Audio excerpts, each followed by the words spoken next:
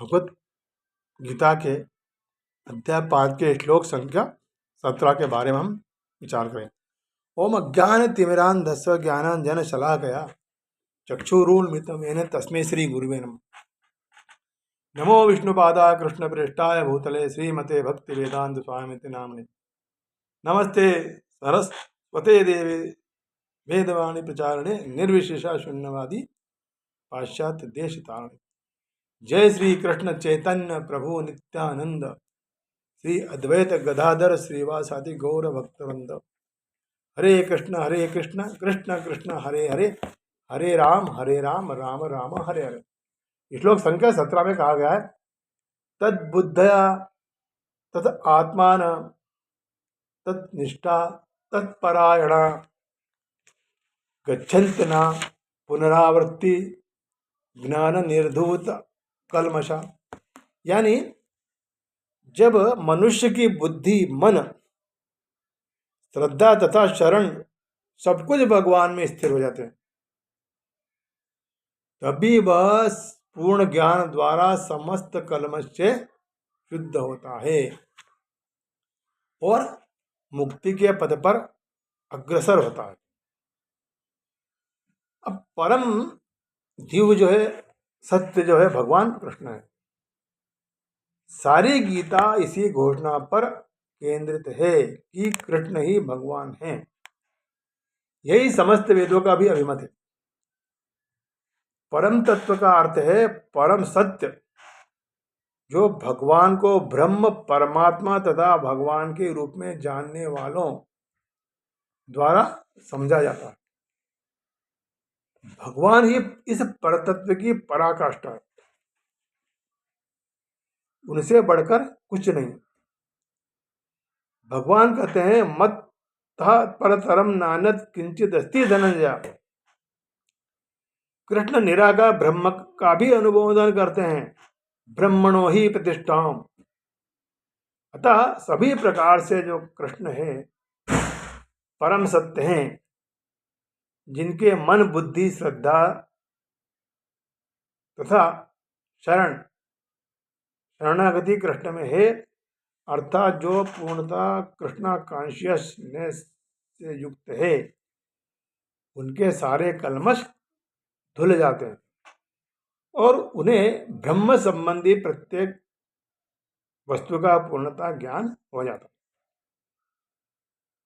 कृष्ण भावना भावित व्यक्ति यह भली भांति समझ सकता है कि कृष्ण में द्वैत है, एक साथ एकता और भिन्नता,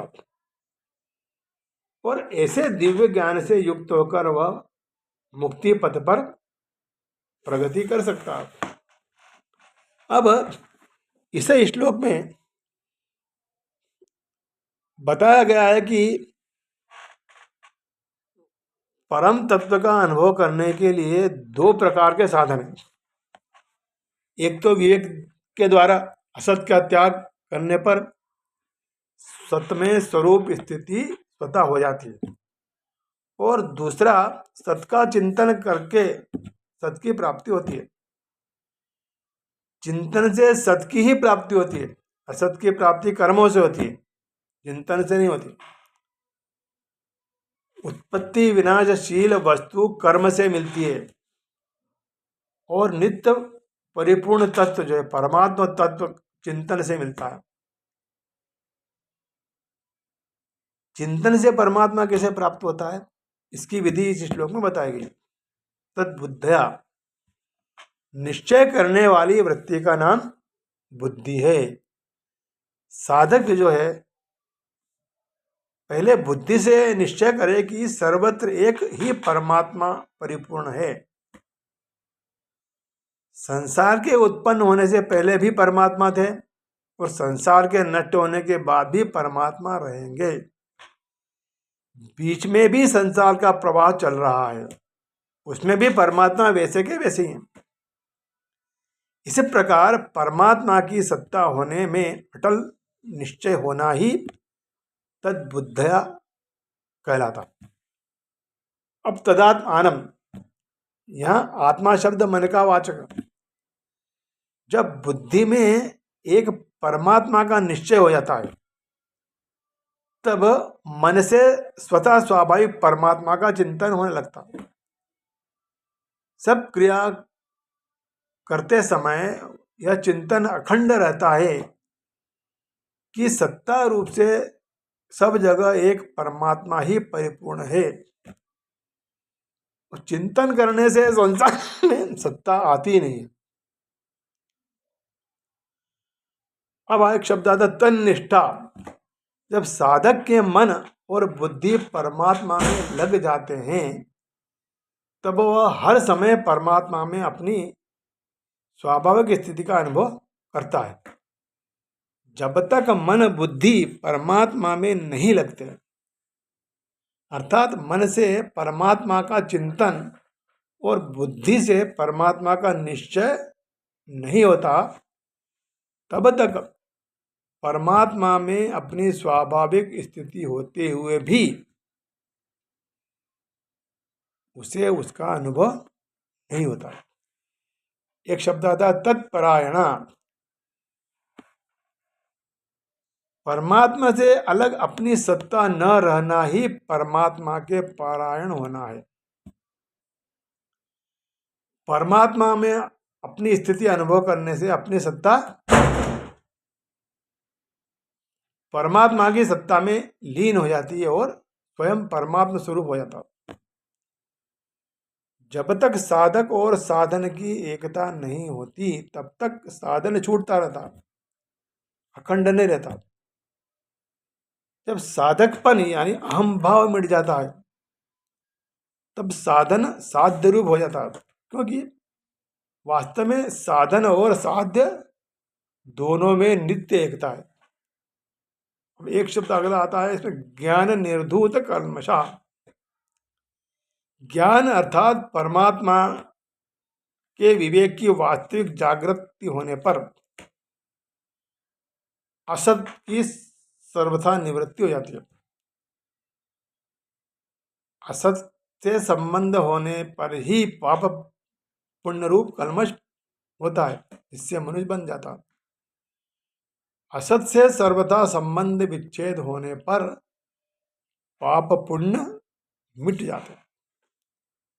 गच्छन्त्य पुनरावर्तिम।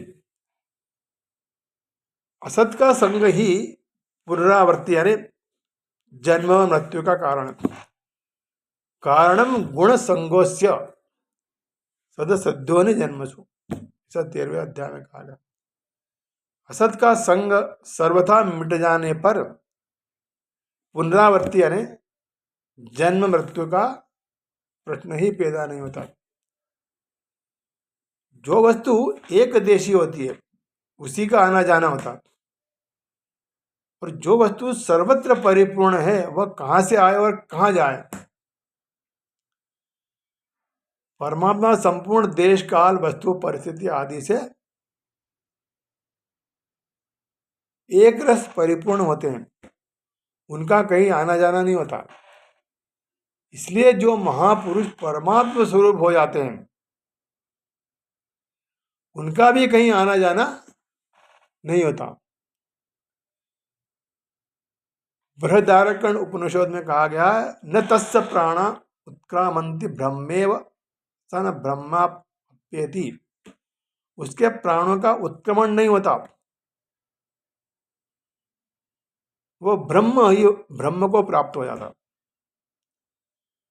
उसके कहलाने वाले शरीर को लेकर यह कहा जाता है कि उसका पुनर्जन्म नहीं होता। वास्तव में यहाँ गच्छन्ति पद का तात्पर्य है वास्तविक बोध होना, जिसके होते ही नित्य प्राप्त परमात्मा का अनुभव हो जाता है। हरे कृष्ण। दंडोत प्रणाम।